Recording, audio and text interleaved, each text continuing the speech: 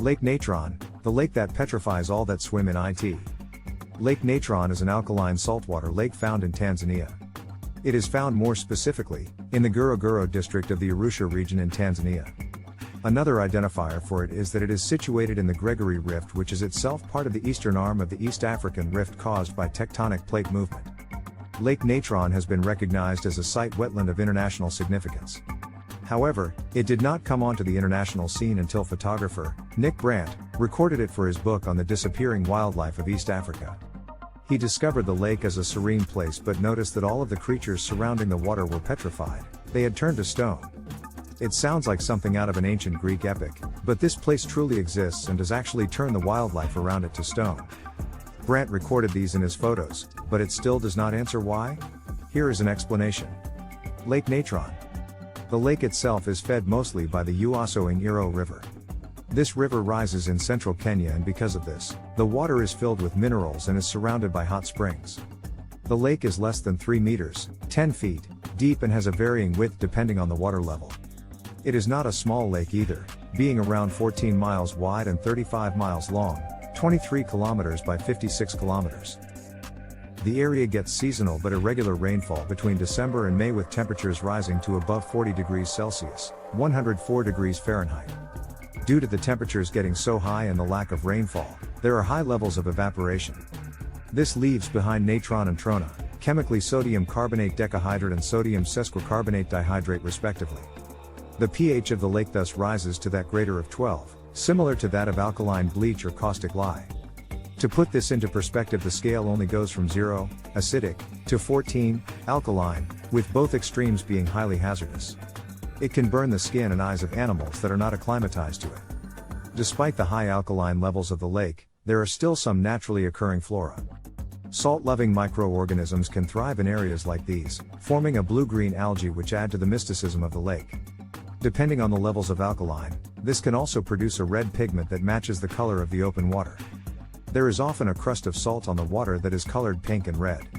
Unsurprisingly, however, many of the animals of the region struggle to live in such an inhospitable environment. This does not mean that the lake is completely bereft of wildlife. There are many forms of algae that thrive there. As well as this, some invertebrates and birds live there, and even some fish survive in the borders of the lake in the slightly less salty areas. The area is known to be a breeding ground for lesser flamingos who rely on this area. It is because of this reliance that they are in the status of near threatened. The flamingos gather alongside the lake, which can support their nests and feed on the blue-green algae. The inhospitable nature of the lake allows this to be safe from predators who will not approach such an area. Threats to the lake. The area surrounding the lake is not inhabited by people. There exists some herding and seasonal cultivation. However, this does not mean that the area is not under threat. The salinity balance of the area has increased in recent years due to the logging projects taking place in Natron watersheds, as well as the planned hydroelectric power plant that is going to be placed on the river feeding Lake Natron. The area is not formally protected, and so whilst there is a plan to mitigate any damages to the area, there is no legislation to enforce this. Some are looking to actively take advantage of the extreme alkaline nature of the lake. Recently, a proposed soda ash plant is planning on developing on the shores of the lake. The plant would use the water to extract sodium carbonate and turn it into washing powder that could then be exported out of the country. In addition to the plant being built in the area, there would also need to be provisions for around 1,000 workers and a coal power station to provide energy to the complex. This would likely push the flamingos out of the area and push them into extinction. Turn to stone. When Nick Brandt stumbled across this unique environment, he was greeted with the well-preserved bodies of flamingos, eagles, bats, swallows, and other wildlife. He documented the eerie scene in photographs. He placed these animal carcasses in living positions in order to create the illusion of instant petrification. His photos are on display in New York City.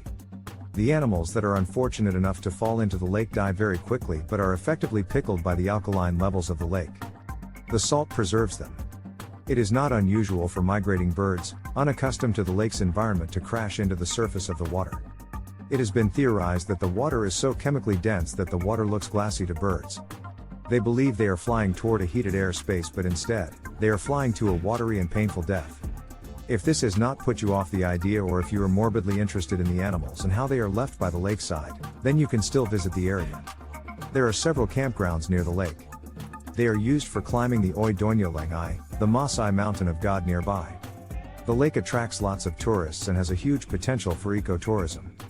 However, as is often the case with these things in areas such as Tanzania, there is a lack of management and the infrastructure of passion for such a cause. You can still get to the area by going through Shampole Conservancy in Kenya. It may be difficult to get to, but it would be quite a wonder to see such a unique environment reminiscent of a portal to the underworld from the ancient Greek myths.